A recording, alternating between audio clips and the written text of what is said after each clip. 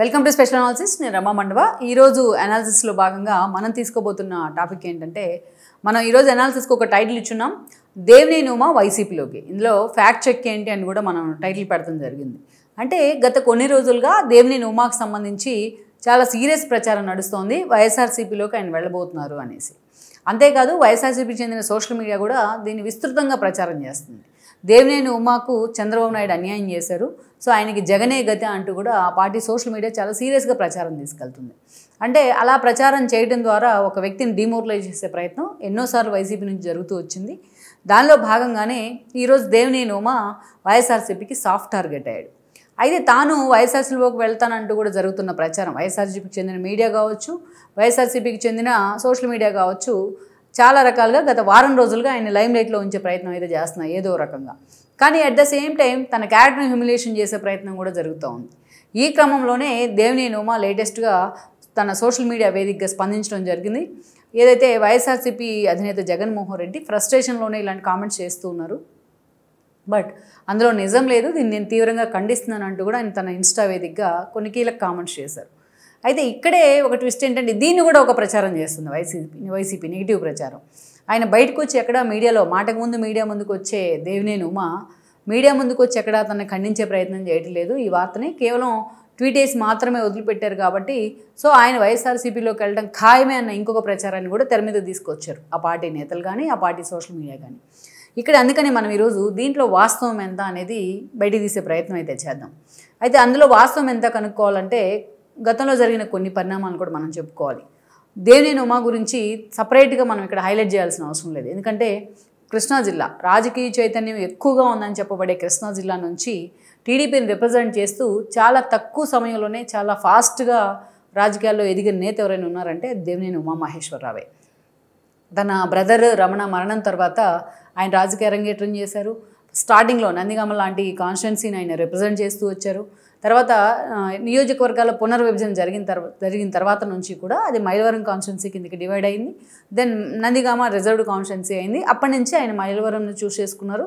మైలవరం నుంచి కూడా పలుసార్లు ఎమ్మెల్యేగా ఆయన రిప్రజెంట్ చేస్తూ వచ్చారు. పర్టికులర్గా దేవినేని ఉమాకు వాయిస్ అయితే ఉంది, మంచిగా పార్టీ తరఫున అంతే లాయల్గా పనిచేస్తూ వచ్చారు. ఆయన లైమ్ లైట్లోకి వచ్చిన సందర్భం అంటే ఇక్కడ మనం ఒక అంశాన్ని అయితే టచ్ చేసి తీరాలి. ఎందుకంటే తెలంగాణ ఉద్యమం చాలా పీక్లో ఉంది ఆ రోజున.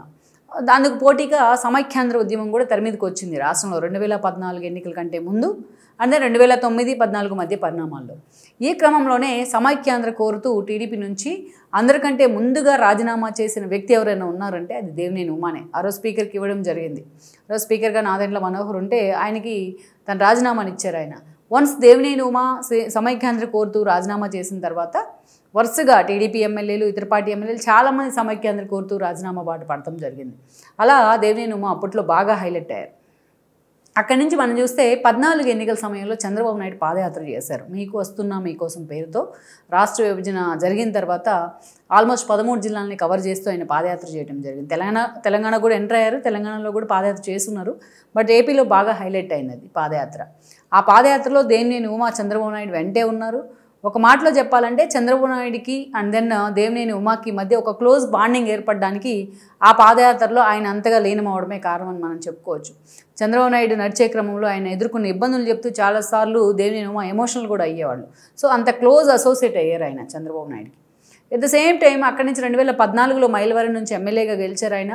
సో మైలవరంలో జోగి రమేష్ పోటీ చేశారు ఆ రోజు వైసీపీ నుంచి. ఎమ్మెల్యేగా గెలిచిన తర్వాత ఆయనకి వెంటనే చంద్రబాబు నాయుడు క్యాబినెట్లో అత్యంత కీలకమైన జలవనరుల శాఖ మంత్రిగా అవకాశం దొరికింది.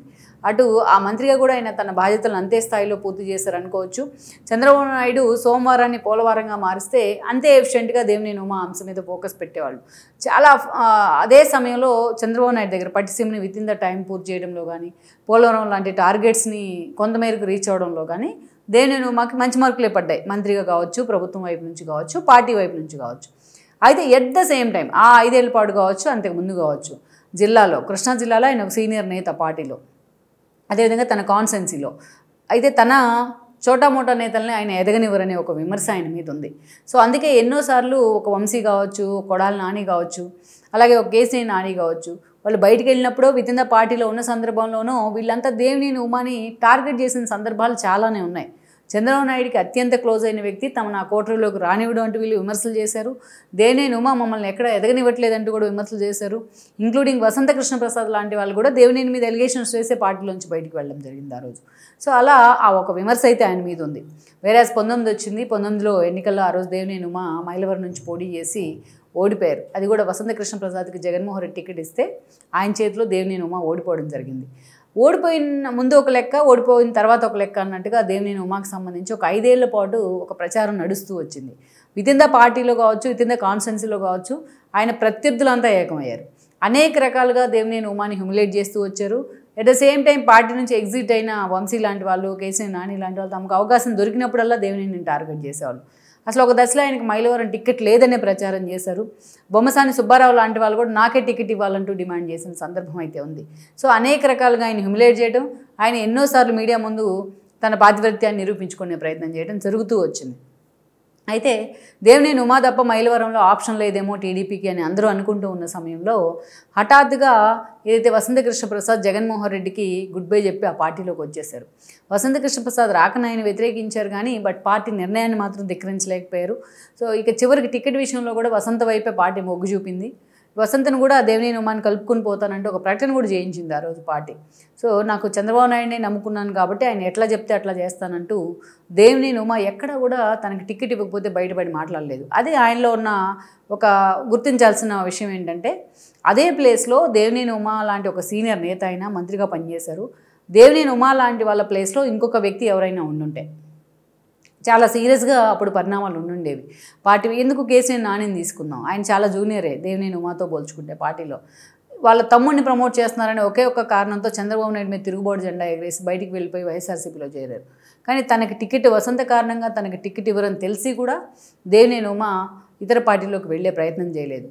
తనకి టికెట్ ఇవ్వరని చంద్రబాబు నాయుడు చెప్పినా కూడా ఆ పార్టీని నమ్ముకుని ఆ పార్టీకి లాయల్గా ఆయన ఉన్నారు. సరే మిగతా విషయాలు ఒక పొలిటీషియన్ అన్న తర్వాత ఆయన 100% యాక్యురేట్గా అవుట్ ఆఫ్ 100 మార్క్స్ ఎవరికి పడవు. సో అందరిలో కూడా కొన్ని లోపాలు ఉంటాయి, వాటిని సర్దుకొని వెళ్తూ ఉంటారు. అవన్నీ పక్కన పెడితే దేవినేని ఉమా వాటికి ఏం అతీతుడేం కాదు. సో అవన్నీ పక్కన పెడితే పార్టీకి లాయల్టీ విషయంలో కావచ్చు, చంద్రబాబుకి లాయల్టీ విషయంలో కావచ్చు ఎప్పుడూ దేవినేని ఉమా మంచి మార్కులే కొట్టేస్తూ వచ్చారు. సో తనకి టికెట్ ఇవ్వరని తెలిసి కూడా ఆయన పార్టీని గీత దాటకుండా లాయల్గా ఉండిపోయారు. అయితే దేవినేని ఉమా మొన్న ఎన్నికల్లో టికెట్ ఇవ్వలేదు, వసంత గెలిచారు, పార్టీ అధికారంలోకి వచ్చింది.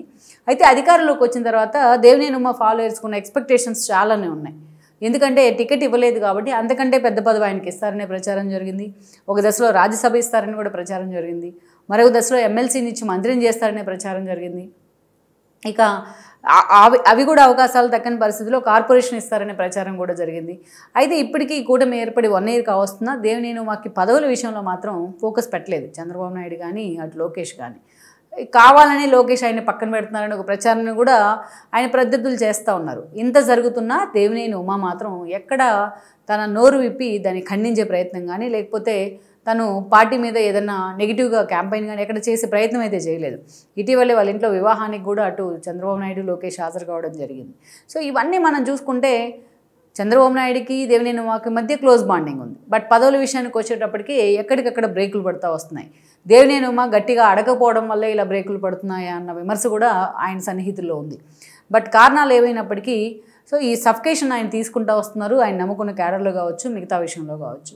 ఇదే సమయంలో వైఎస్ఆర్సీపీ దీన్ని తమకు అనుకూలంగా మార్చుకుంది. ఎందుకంటే కృష్ణా జిల్లా నుంచి ఈరోజు దేవినేని అవినాష్ లుకౌట్ నోటీస్ ఇచ్చున్నారు. పేర్ని నాని మీద కేసులు పడ్డాయి. ఇంకొక వైపు చూసినట్లయితే బియ్యం మాఫియా కేసులో ఇక వంశీ ఆల్రెడీ జైల్లో ఉన్నారు, ఇప్పట్లో బయటకు వచ్చే అవకాశం కనిపించట్లేదు. మరోవైపు చూస్తే తలసల రఘురాంకి సంబంధించి కూడా మొన్న కేసులు పడ్డాయి, ఏదైతే మొన్న రెంటపాళ్ళ పర్యటనలో కావచ్చు. ఇలా కృష్ణా జిల్లాలో ఉన్న వైఎస్ఆర్సీపీ నేతలు అందరి మీద ఆల్మోస్ట్ ఏదో ఒక రూపంలో కేసులు ఉంటూనే వస్తున్నాయి. ఇలాంటి సందర్భంలో కృష్ణా జిల్లాలో టీడీపీని టార్గెట్ చేయాలంటే దేవినేని ఉమా అనే వ్యక్తి వాళ్ళకు ముందు కనిపిస్తూ ఉన్నారు. అందుకే ఈరోజు దేవినేని ఉమా అసంతృప్తితో ఉన్నారు. అందుకనే వైఎస్ఆర్సీపీలోకి వస్తూ ఉన్నారని వైఎస్ఆర్సీపీ ఒక స్ట్రాటజిక్ ప్రయత్నం చేస్తూ ఉంది.